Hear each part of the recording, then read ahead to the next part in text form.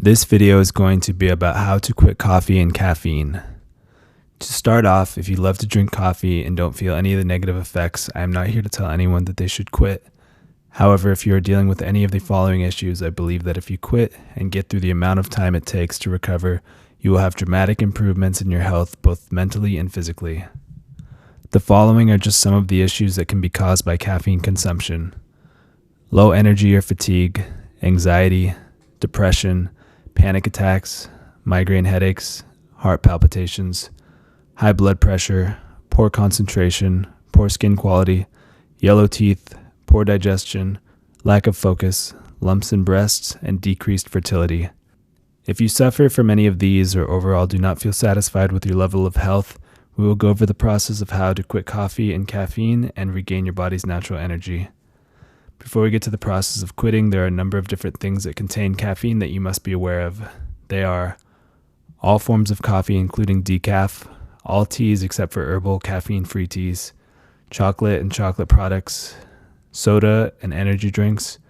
Most dark-colored sodas have caffeine added to them, including diet soda, the plants guarana and yerba mate, kombucha, and headache relief pills such as Excedrin. To start off, there are two different methods of quitting. The first is cold turkey, and the second is tapering down gradually. Personally, the times I have quit, I have always done cold turkey, and each time the withdrawals have been more and more unbearable. I would recommend tapering down slowly if you consume any more than 1 to 2 cups of coffee a day. Method number 1 is the most direct way to a caffeine-free life. To do this, you remove any caffeine-containing products all at once. This includes anything on the list of caffeine-containing items. The cold turkey method can come with strong withdrawal symptoms, especially headaches, which usually peak from day 1 to day 3, extreme fatigue, and a very bad mood when interacting with others. I highly recommend you start this when you are off from work or school so that you can spend the worst days without any obligations and you can try to sleep through this part as much as possible. After the first 3 days, the headaches should subside, but you're going to have very low energy for the first 2 weeks. So be aware that the timing when you're going to quit is important. Try to find a time where you will not have anything hugely important to do for these first 2 weeks, such as finals or a big work project. Your motivation and energy are going to be extremely low during this time. I will cover a few things you can do to help speed this along later in the video. Now, method number 2. This is going to be a slower way to get off of caffeine, but you will have less dramatic withdrawal symptoms. This method is to cut the amount of caffeine you consume over a period of time until you are consuming 1 serving a day of 100 milligrams of caffeine, then you remove this. First, you must calculate how much caffeine you consume in a day from all sources. An example would be 3 coffees a day, a serving of dark chocolate, and a diet soda. This would be 285 milligrams of caffeine from the coffee, 50 from the soda, and 50 from the dark chocolate, putting you at 385 milligrams a day. With this amount, you can cut down each week. Week 1, removing the chocolate and the soda. Week 2, removing 1 cup of coffee. Week 3, removing another cup of coffee. Now you're at 1 cup of coffee. Week 4, you cut the last cup of coffee, putting you at 0 caffeine. At this point, you still have to face the withdrawal symptoms, but they should be less intense than if you quit cold turkey. If you consume a lot of caffeine, you may need to spend a longer time tapering down. It is not uncommon for people to consume 1,000 milligrams of caffeine or more a day. In this case, I would highly recommend the tapering method. A note about coffee. I have found that switching to decaf for a couple weeks can also help minimize withdrawal symptoms. My theory is that some of the other chemicals in coffee can be slightly addictive too, so temporarily drinking decaf while you get through the initial caffeine withdrawals can be helpful, then removing the decaf. During these first 2 weeks, you will likely be extremely tired. The acute withdrawal symptoms of headache and moodiness should be gone by day 3 or 4, leaving you with the lingering sleepiness and lack of motivation or excitement. You are likely sleep deprived and have probably been this way for a while. Caffeine masks and exacerbates poor sleep, so the feelings of fatigue after you quit are normal and temporary. You want to try to sleep as much as you can during these first 2 weeks, not worrying about other aspects until you get through this period. Once you get through the first 2 weeks, you should feel slightly less tired, not to 100%, but you should feel better than when you first quit. The next goal you are aiming for is 1 month of no caffeine. From week 2 to 4, you want to start focusing on eating healthy and getting exercise. I would highly recommend walking at this point. Getting 7,000 to 10,000 steps a day can help your body recover its natural energy.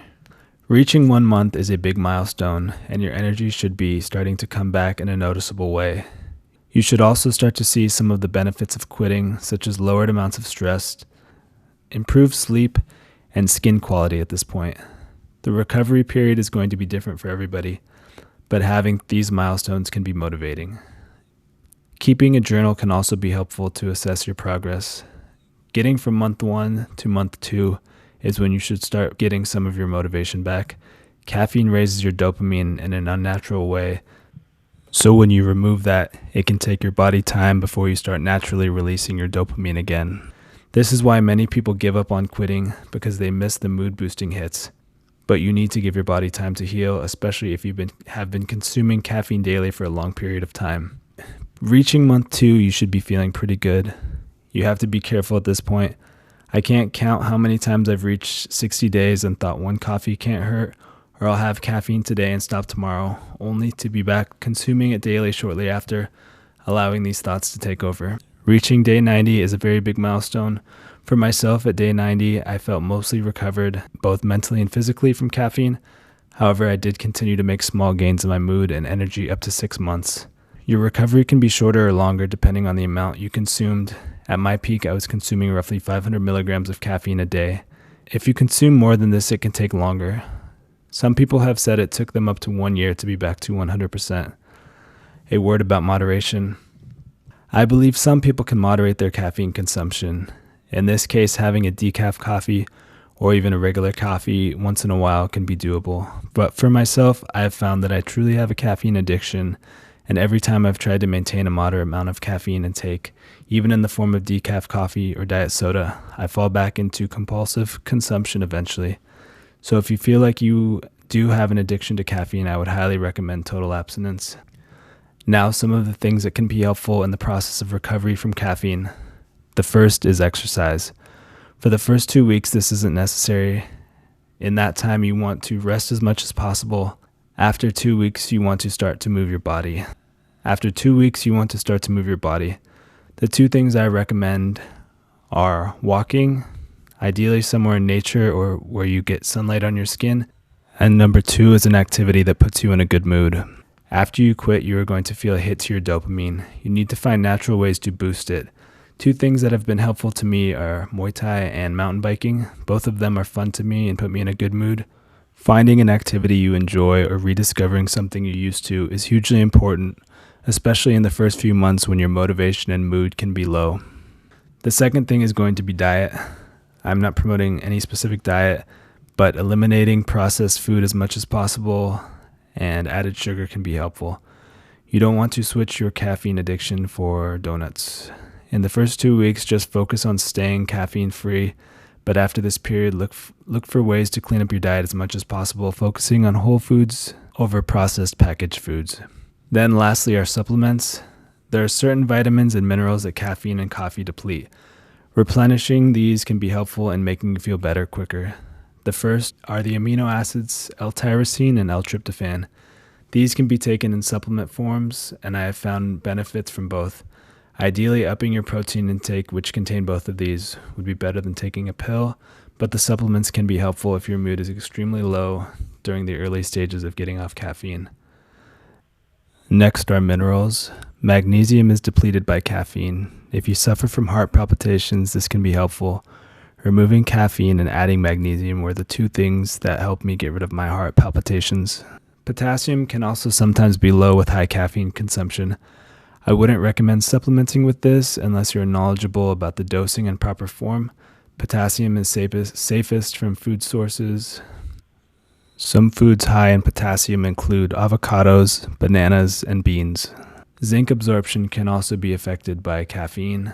10 to 15 milligrams of zinc picolinate can be very helpful to your mood. Then we have certain vitamins, which are going to be vitamin C and the B vitamins, especially B1 and B12. Supplementing with these 3 can be helpful to speed up the recovery process. So in summary, whether you do cold turkey or tapering, eventually your goal is to get to 2 weeks without consuming any caffeine, resting as much as possible. Then aim for the milestones of 30, 60, and 90 days, being patient and realizing it can take time for your body to recover, especially if you had a high consumption of caffeine. Focus on your diet and being active doing things you enjoy. Supplements can be helpful, but they are not a quick fix, and you will still need to go through a period of low energy and low motivation until your body gets back to its natural uncaffeinated state. If you suffer from the negative effects of this drug, I promise that if you can stay strong and resist for a long enough period of time, you will feel better than you have felt in a long time. If this video was helpful, feel free to subscribe or post your experience with caffeine in the comments. Thanks for watching.